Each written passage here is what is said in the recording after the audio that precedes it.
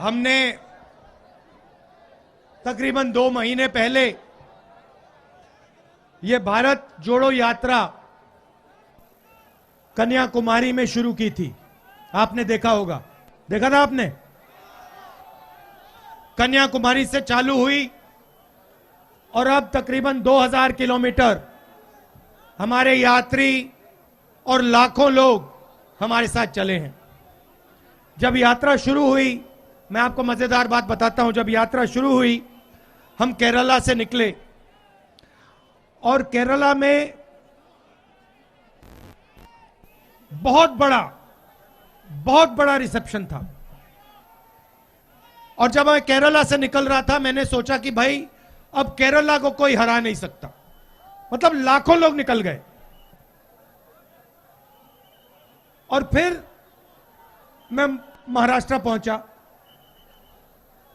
और महाराष्ट्र केरला से आगे निकल गया।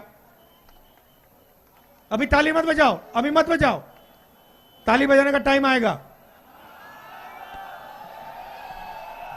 ताली बजाने का टाइम आएगा।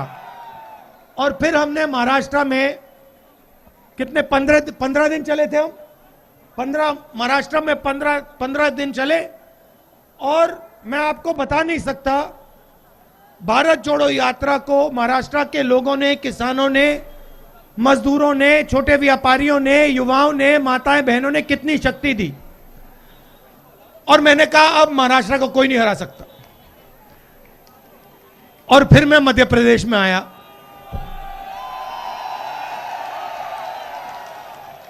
और पता लगा कि मध्य प्रदेश ने पहले दिन में महाराष्ट्र को हरा दिया। आप उनसे भी आगे निकल गए। तो जिन्होंने आज भारत जोड़ो यात्रा को अपनी शक्ति दी, अपना प्यार दिया, उनको मैं दिल से धन्यवाद करना चाहता हूं।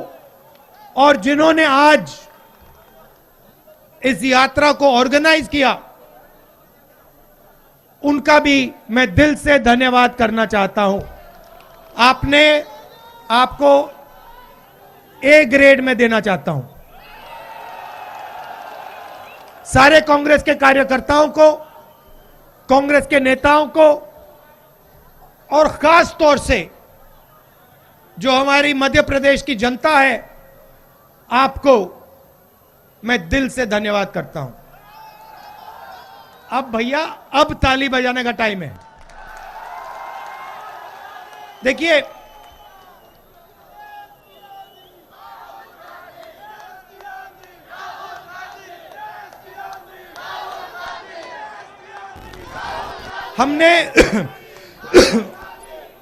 हमें लगा हिंदुस्तान में, हमें लगा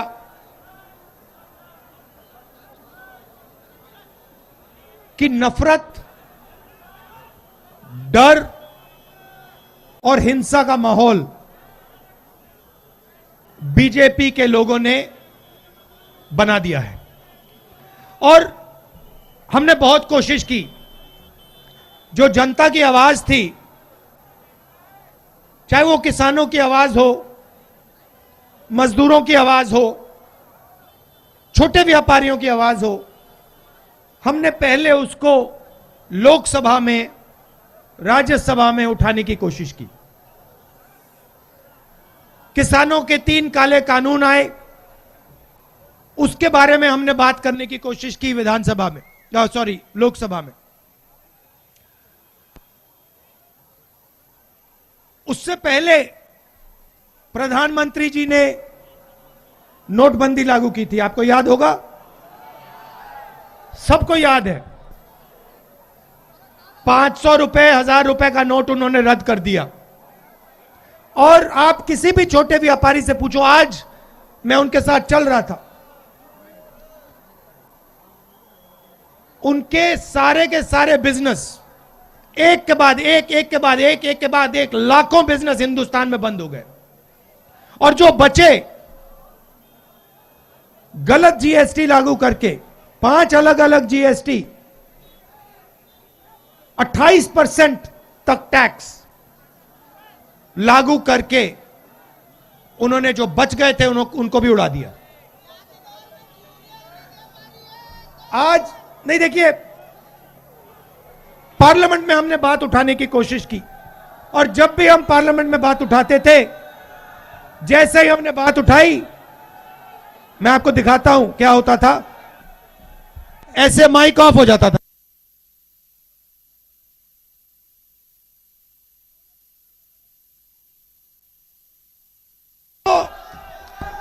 तो लोकसभा जो जनता की आवाज उठाने का सेंटर है, एक तरीका है, वहां तो माइक ऑफ कर दी। बीजेपी ने, अच्छा, मैंने शुरुआत में कहा, भाइयों और बहनों, प्रेस के हमारे मित्र तो हैं, मगर हमारी बात कभी नहीं उठाते। देखो मुस्कुरा रहे हैं सब, पीछे से प्रेशर है, रिमोट कंट्रोल पीछे है इनके बेचारे के, ये कुछ नहीं कर सकते। मैं समझता हूं इनकी गलती भी नहीं है। तो मीडिया हमारी बात नहीं उठाती, सिर्फ हमारी नहीं, विपक्ष की बात नहीं उठाती। लोकसभा का रास्ता बंद। अच्छा, मध्य प्रदेश में हम चुनाव जीत गए,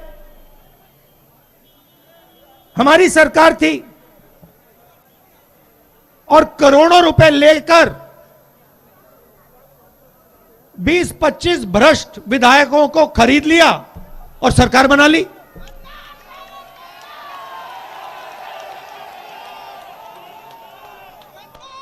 मेरा कहना है, हमने भारत जोड़ो यात्रा क्यों शुरू की? क्योंकि सब लोकतांत्रिक रास्ते बंद थे। लोकसभा बंद,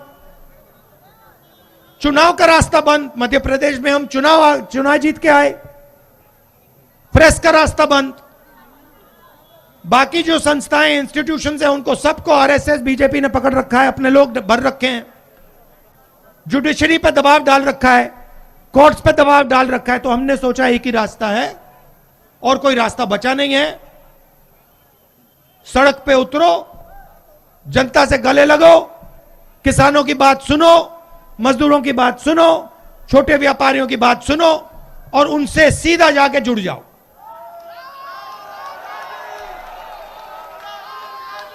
हमने सोचा भी नहीं था, मैं आपको सच बता रहा हूं, हमने सोचा भी नहीं था कि इतनी शक्ति, इतना प्यार, इतना सपोर्ट हिंदुस्तान के लोग, मध्य प्रदेश, महाराष्ट्र, केरला, आंध्र, तेलंगाना, तमिलनाडु के लोग इस यात्रा को देंगे। आप मेरा चेहरा देखो, देखो ये चेहरा देखो मेरा, ये आपको अभी कमलनाथ जी ने मुझसे पूछा, निकले मेरे साइड से, मुझसे पूछते हैं, राहुल तुम थके नहीं हो? भाइयों और बहनों, मेरा चेहरा थका हुआ दिख रहा है? मैं 2000 किलोमीटर चला हूं, 2000, कोई थकान नहीं, एक सेकंड की थकान नहीं। सुबह उठता हूं, मैं आपको बता रहा हूं, सुबह उठता हूं, चलना शुरू करता हूं और जितनी आसानी से मैं 6 बजे सुबह चलता हूं, उससे तेज मैं 8 बजे रात को चलता हूं। और ये क्यों हो रहा है? अजीब सी बात है, 2000 किलोमीटर चल गया हूं। भाइयों बहनों, मित्रों,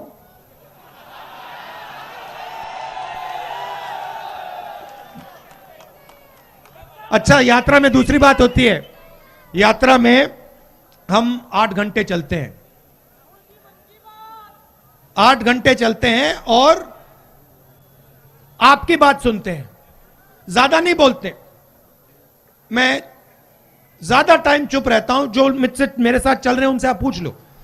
आज मेरे साथ किसान चले हैं, युवा चले हैं, माताएं बहनें चली हैं, व्यापारी चले हैं,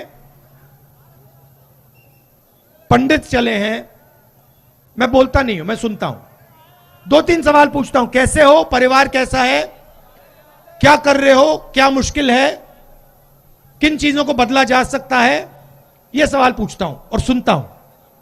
8 घंटे सुनता हूं और घड़ी देख लेना आप, 15 मिनट 20 मिनट में बात करता हूं, मतलब 8 घंटे सुनता हूं, 15-20 मिनट बोलता हूं, मतलब 8 घंटे आपकी मन की बात चलती है, 15 मिनट मेरी मन की बात चलती है। इसीलिए मैं भाइयों बहनों को कह रहा था 15 मिनट मेरे हैं, 15 मिनट तो बोलने दो। तो ये यात्रा हमने नफरत, हिंसा, डर के खिलाफ शुरू की। देखिए, हिंदुस्तान नफरत का देश नहीं है, हिंसा का देश नहीं है। सच बताऊं तो हिंसा और नफरत जैसी कोई चीज ही नहीं होती। डर होता है, जिसके दिल में डर होता है वो हिंसा करता है, वो नफरत फैलाता है। जिसके दिल में डर नहीं होता है वो हिंसा और नफरत नहीं फैला सकता, उसके दिल में होती नहीं है। मेरा कहना है जो हिंसा होती है वो डर का एक रूप होता है, जो नफरत होती है वो डर का एक रूप होता है। और जो बीजेपी की सरकारें होती हैं वो जानबूझकर डर फैलाती हैं। आप पूछोगे किसके दिल में डर, मैं बताता हूं। आप किसी भी किसान से बात करो और उससे पूछो, भाई बताओ तुम्हें कांग्रेस सरकार के समय डर लगता है या बीजेपी की सरकार के समय डर लगता है? सब के सब आपको कहेंगे डर हमें बीजेपी की सरकार के टाइम लगता है। फिर पूछो क्यों, और कहेंगे देखिए बीजेपी की जो सरकार होती है वो किसान की मदद और किसान की रक्षा नहीं करती है। खेती आसान काम नहीं होता है। किसी ने मुझे कहा ओ आप 2000 किलोमीटर चल लिए, यह कोई मुश्किल काम नहीं है। हिंदुस्तान का किसान 2000 नहीं, अपनी जिंदगी में 30-40 हजार किलोमीटर चलता है, आगे पीछे खेत में, सही बात नहीं, इन्हीं सड़कों पे चलता है। तो असली काम वो करता है। अब उसको क्या जरूरत होती है? उसको फर्टिलाइजर, बीज, बीमा, इन चीजों की जरूरत होती है। उसको सही बीज नहीं मिलता, फर्टिलाइजर के दाम दुगने हो जाते हैं, 4 गुना। पोटाश का क्या दाम है? 2200, पहले क्या होता था? 400। तो सबसे पहले ये किसान के दिल में डर भर देते हैं। 24 घंटा काम करता है, 4 बजे सुबह उठता है, आधी रोटी खाता है, और फिर जब उसका समय आता है, चाहे गेहूं हो, सोया हो, केला हो, बेचने का समय आता है, तो दिल्ली में बीजेपी के लोग एक्सपोर्ट इंपोर्ट की पॉलिसी बदल देंगे और दाम को गिरा देंगे। तो पूरी की पूरी मेहनत 2-3 दिन में गायब हो जाती है। एमएसपी नहीं दिलवाएंगे। और अगर किसी किसान का खेत बर्बाद हो जाए, आंधी आ जाए, तूफान आ जाए, बीमा का पैसा मध्य प्रदेश में उसको नहीं मिल सकता। ऐसे किसान के दिल में ये डर पैदा करते हैं। युवाओं के दिल में डर कैसे पैदा करते हैं? युवाओं को रोजगार कौन देता? भैया ये एम्बुलेंस है क्या? युवाओं को क्या चाहिए होता है? युवा क्या चाहता है? रोजगार। अब रोजगार देता कौन है? ये जो प्रधानमंत्री जी के 2-3 मित्र हैं, ये रोजगार नहीं देते देश को। ये ज्यादा से ज्यादा 50,000, 1 लाख, 2 लाख लोगों को रोजगार दे सकते हैं। अगर पूरा मिला दो, रोजगार कौन देता है? रोजगार छोटा व्यापारी देता है। सही सिर हिला रहे हो? सही। रोजगार स्मॉल और मीडियम बिजनेस जो चलाता है, जो हिंदुस्तान में लाखों हैं, कोई 300 लोगों को रोजगार देता है, कोई 500 को, कोई 2,000 को, कोई 10,000 को। छोटे छोटे मिडिल साइज बिजनेस, जैसे यहां पे दुकानें हैं, इन दुकानों में लोगों को रोजगार मिलता है।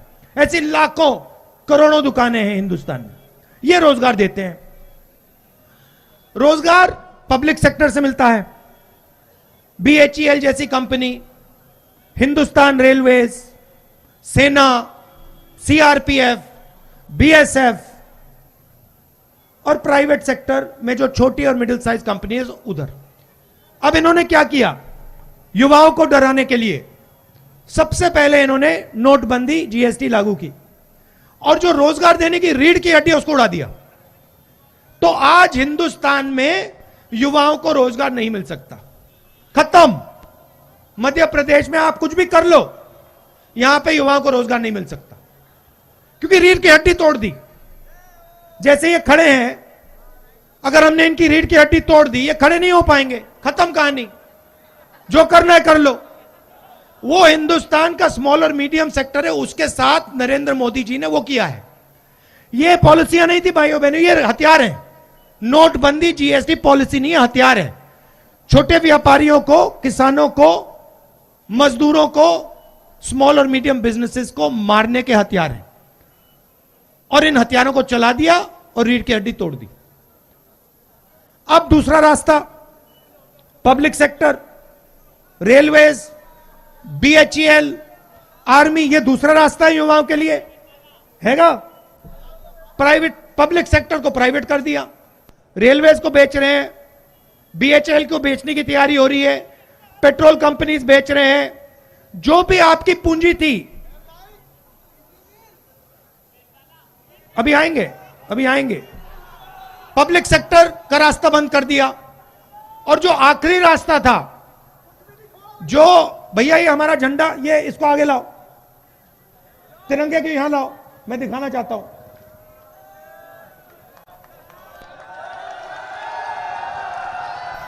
इसको हाँ ऐसे पकड़ो। अब देखो ये, अब देखो, मैं आपसे सवाल पूछना चाहता हूं, इसकी रक्षा कौन करता है? इसकी रक्षा हिंदुस्तान की सेना करती है, सही? एयरफोर्स करती है, नेवी करती है। अब मुझे आप बताइए, इन सड़कों पे हजारों युवाओं ने मुझे कहा है कि हमने इस झंडे की रक्षा करने के लिए ट्रेनिंग की है। 4 बजे सुबह हम उठते हैं और दौड़ते हैं, वेट लिफ्टिंग करते हैं। पहले क्या होता था, जो इसकी रक्षा करता था उसे सेना कितने साल की नौकरी देती थी? जिंदगी भर। मतलब अगर इस झंडे की रक्षा आपने की तो हिंदुस्तान की सरकार जिंदगी भर आपकी रक्षा करेगी। ये पैक्ट था, ये रिश्ता था। रिश्ता क्या था? अगर एक युवा इस झंडे की रक्षा करना चाहता था तो हिंदुस्तान की सरकार उससे हाथ मिला के कहती थी, आपने अपनी जिंदगी इस झंडे को दी, आपकी जिंदगी भर की रक्षा हिंदुस्तान की सरकार आपकी करेगी। यह रिश्ता था।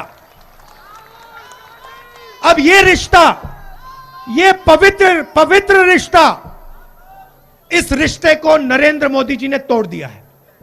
कैसे तोड़ा? नरेंद्र मोदी जी कहते हैं कि जो भी युवा इस झंडे की रक्षा करना चाहता है उसे हम 6 महीने की ट्रेनिंग देंगे और 4 साल बाद उसे लात मार के भगा देंगे,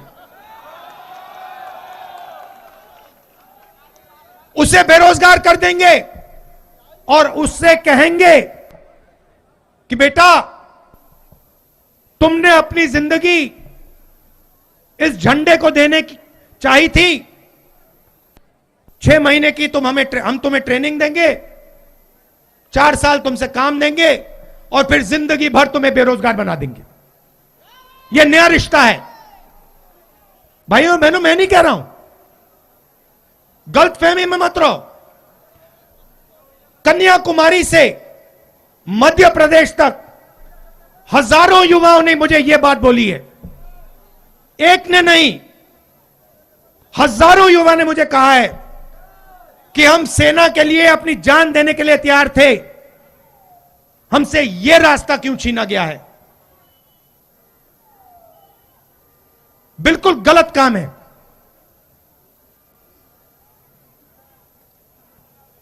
तो सारे के सारे रास्ते बंद कर दिए हैं। सेना का रास्ता बंद कर दिया, पब्लिक सेक्टर का रास्ता बंद कर दिया, सरकारी नौकरियां जो होती हैं उसका रास्ता बंद कर दिया। क्यों? डर पैदा करना चाहते हैं किसानों के दिल में, युवाओं के दिल में, मजदूरों के दिल में। क्यों? क्योंकि भाई और बहनों उस डर को वो नफरत में बदलना चाहते हैं।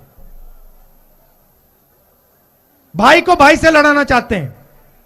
क्यों? क्योंकि हिंदुस्तान के 3-4 सबसे बड़े अरबपतियों को आपका पूरा का पूरा धन पकड़ाना चाहते हैं। यह सच्चाई है। तो भारत जोड़ो यात्रा का काम क्या है? जो भाई को भाई से लड़ाया जा रहा है, जो डर फैलाया जा रहा है, सबसे पहले उसके खिलाफ खड़ा होना। एक बात मुझे बताइए, बुरहानपुर जो है किस लिए जाना जाता है?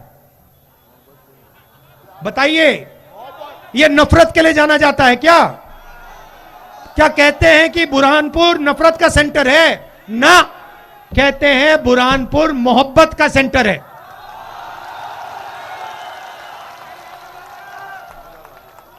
ये हम आपको नहीं कह रहे हैं, ये आप हमें कह रहे हो।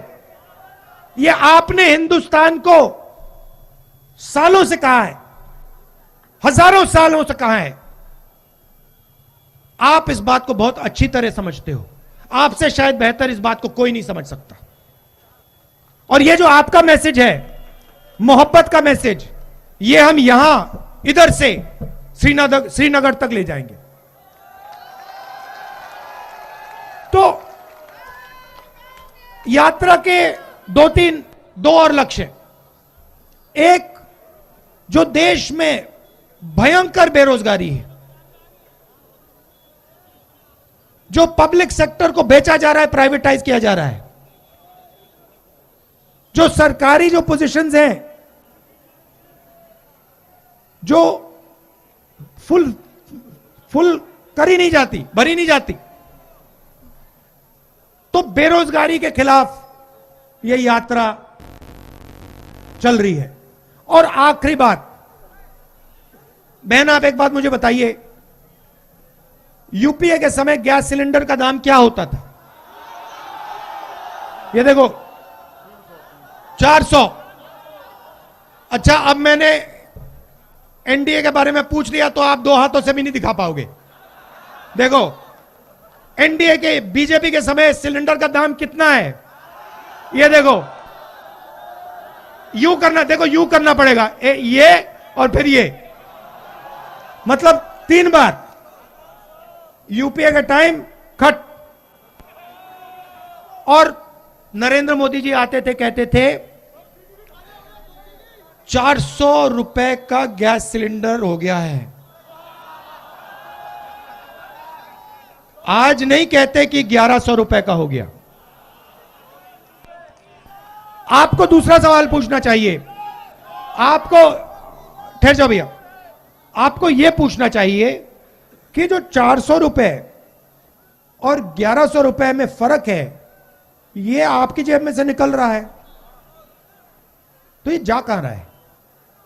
देखिए, पैसा गायब नहीं होता।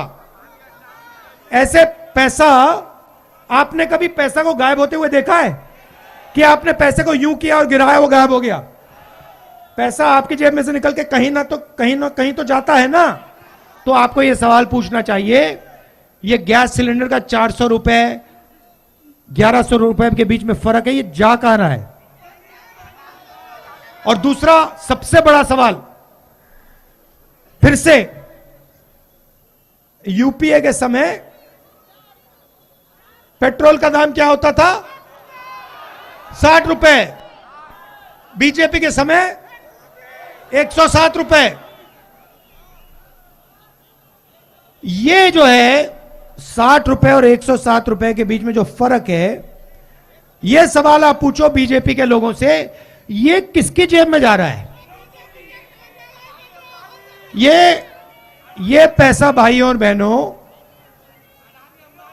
आप जानते हो किधर जा रहा है, किस काम के लिए इसका प्रयोग किया जा रहा है, ये सब आप जानते हो। तो ये जो 3 मुद्दे हैं, इसके लिए हमने भारत जोड़ो यात्रा शुरू की। बेरोजगारी, महंगाई और नफरत, डर और हिंसा। आपने आज मध्य प्रदेश के पहले दिन आपने इतना प्यार दिया, इस यात्रा की इतनी मदद की और इतने लोग चले, मैं आपको स्टेज से पूरा धन्यवाद ही नहीं कर सकता हूं। तो मैं दिल से आपको कहना चाहता हूं, बहुत बहुत धन्यवाद, बहुत बहुत धन्यवाद। और आपने जो मोहब्बत दी मुझे, जो प्यार दिया, जो इज्जत दी, इसको मैं जिंदगी भर नहीं भूलूंगा। नमस्कार, जय हिंद।